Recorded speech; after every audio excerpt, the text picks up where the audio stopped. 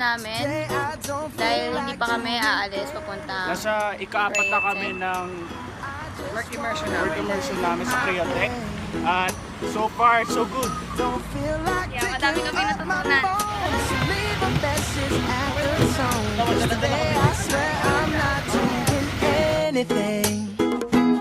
I'm gonna kick my feet up, then stare at the fan. Turn the TV on, throw my hand in my pants. Nobody's gonna tell me I can't.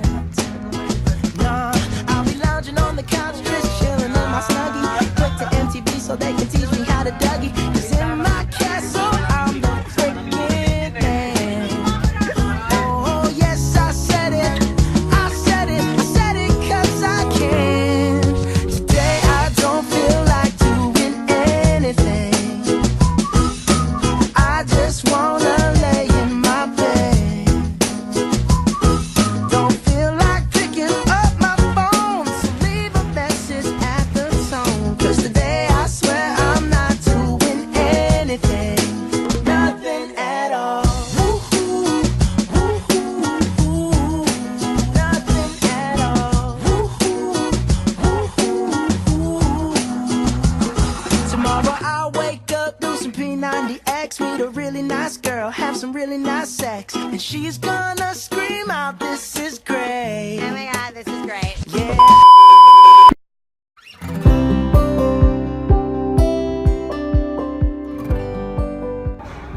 The life skills that I learned to the CREOTEC is that managing your time, or how time is valuable in our lives. When we spend our times in a wrong way, we could have a negative results to our work. Just like this immersion. If we spend time very carefully, or we value every seconds or actions we make in the immersion, we could have a good results, just like reaching our quota for every session. So, time management is very important in our lives. The technical skills that I have learned during the immersion is checking the soldier points in the PCB. In that where is my job is the PCB inspection. And the life skills that I have learned is to become more determined and focused, because if it's wrong, it will become no good. So the skills that I have developed during the immersion is that I was able to develop my self-confidence, because I wasn't really fond of talking or throwing words, and I wasn't really confident of what I was in charge of supervising with. But in the long run, I was able to adapt to the changing environment, and I was also able to learn my leadership skills, because I was, as a leader, I have to take that responsibility. So the technical skills that I have learned in the immersion is that I'm on a section wherein I'm part of the component mounting. I have learned to mount each components, their right measurement, and be precise in their measurement, because if not, the iSense will not work. And then the life skill that I have learned is to be patient, to have a strong mindset and strong will, because we have to reach the right quota in every session that we had. So yung mga technical skills and life skills na natutunan ko is ginagawa ko, which is visual inspection. Ayun yung mga, syempre, yung maging objective ka sa mga bagay na hindi mo dapat, syempre, minamadali. Kasi by process yun, and hindi mo makukuha yung gusto mo without making sure na makita mo lahat. First, what technical and life skills have you developed during the immersion? So, para sa akin, ang natutunan ko talaga na technical and life skill sa immersion ay mas naging patient ako.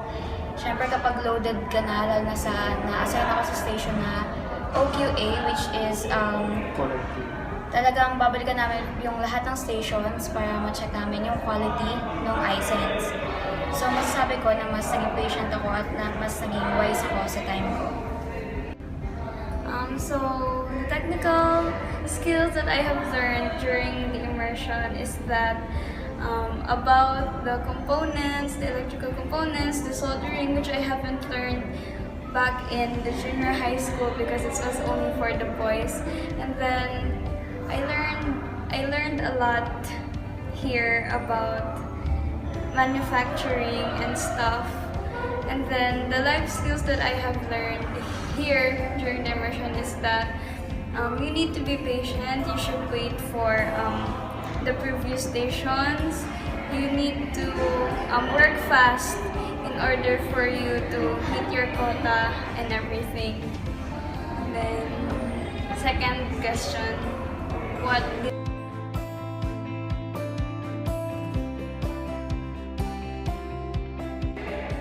The discipline that I have learned from the CREOTEC is the 5S, which came from a Japanese culture, which it talks about how to sort out things, clean, and self-discipline. If you don't know the 5S during the CREOTEC, I don't know what will happen, or the result will be complicated. It will be a failure, because the 5S is the result between the work and yourself. You should know how to act. You should know how to decide during the work hours, so that you can meet the quota for every session and the goal in your lives. So discipline that I have learned during the immersion is time management, because in the PCB inspection we have a lot of PCB to check up. And the second discipline that I have learned during is patience, because I need to be patient in checking the soldier points, and that is a very tiring job. What discipline did I have acquired? The discipline I have acquired is that to be patient at all times and to be flexible to the changing situation. Because if you weren't able to adapt to the environment, you will be left behind. The discipline that I have learned in the immersion is that I learn how to be more focused. I learn there the 5S. It is very important to know the 5S, because we need to be organized in our area. We need to be focused. We need to put the components properly and to be more determined in doing the things that we need to finish. Ang mga disiplina na natutunan ko during the immersion is, aside from 5S, which is maging responsible ka syempre sa mga ginagawa mo, ayun din yung maging sa time management. Dapat balance ka sa na ginagawa mo. And natutunan ko din na hindi mo dapat i-focus sa sarili mo sa ginagawa mo lang. Na dapat natulong ka din sa iba para magawa nyo ng successfully trabaho. Second question is, what discipline have you acquired during the immersion that helped you understand work? So, ang isa doon at ang pinaka siguro na acquire ko ay yung sa bawat iSense na pumunta sa akin or na product na pumunta sa akin, lahat kailangan talagang isa-isahin ko na binubusisi ko sila lahat. Kailangan wala akong mapalagpas kasi kapag meron, lahat na yun mali na agad. So, the discipline that I learned in order for me to understand work during this immersion is that there are rules and regulations in each company which we should have followed. We should follow in order for us not to get and enter any disciplinary action, so that we will be able to work easily and have a good relationship with the company. And then I also learned to be not to be on time always, because I am always late. So during the immersion, I always wake up early in the morning and catch the bus, because if not, I would be left here. In AUP. So yeah.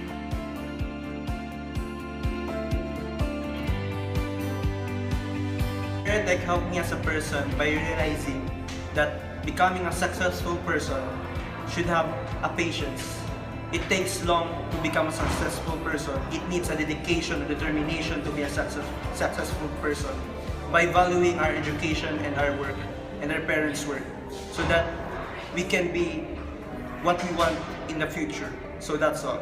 It helped me to understand real work experience.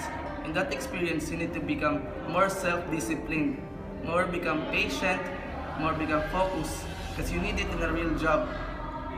How the industry did help me as a person, it made me realize my own limitations. Even though I understand myself, it made it more clear that no one can do the one work alone. That's why there are workers like this and that. You have to cooperate with one another, and Just like in life, if it were compared to life, if these things are not in the right place, you won't be able to experience the happy life that you should be experiencing right now.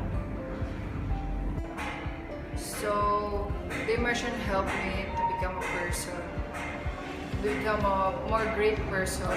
Is I have learned how to value time, how to value life, and to value the job of each person, and to value my study. I need to study harder, so I cannot become a factory worker or some servants of other people. Natulong na immersion sa akin is maging patient, syempre, na sa lahat ng ginagawa mo, there is process. And second one is, mas naging determinado ako sa goal ko sa buhay.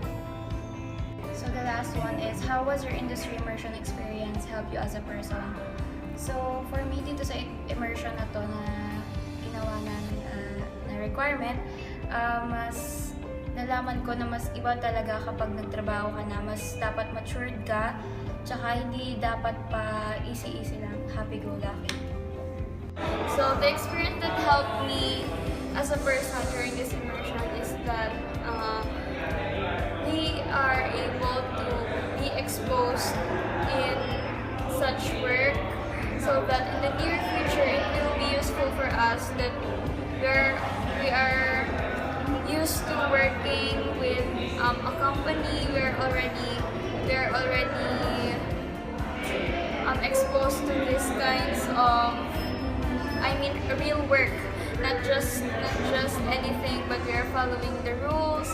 We are doing everything that should be followed here in the company. We are doing the actual manufacturing, the actual mounting of components, the actual testing of it, and then so that in the later years when we worked, we are already familiar with what we have.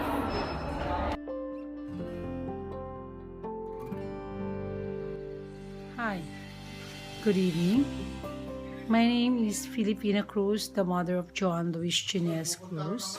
My daughter is currently a student of Adventist University of the Philippines, and she's now on the job training and taking up, and she was working now as on JD at CREOTEC. Well, Chinchen, every day she was very exciting working at CREOTEC, and she's fun with. And she was so excited because she told me that, Mom, is that the way that work in a manufacturing company? And then she's very curious the whole day. You work and then you stand it, and then she realized how hard it is to work 8 hours a day. And then that's why I told her, you have to study well so that when you are finished, you can choose what job you want to be.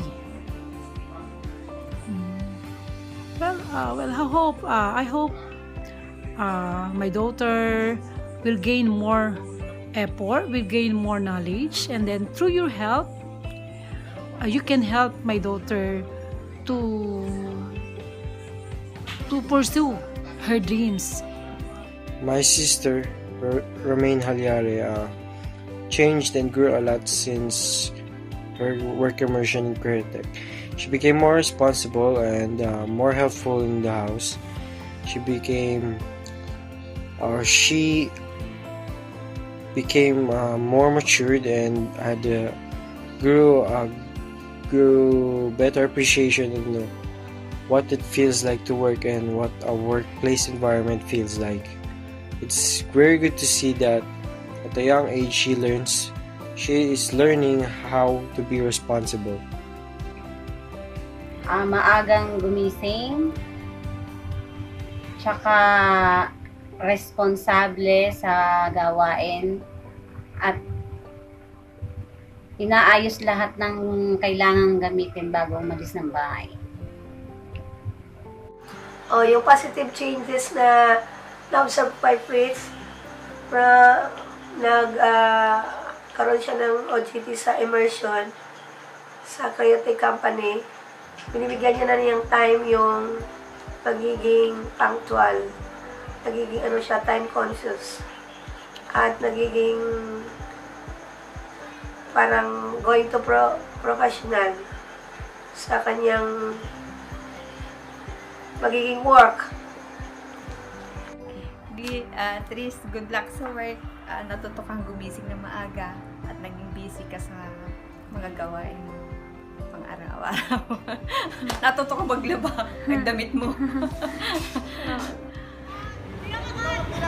Wow!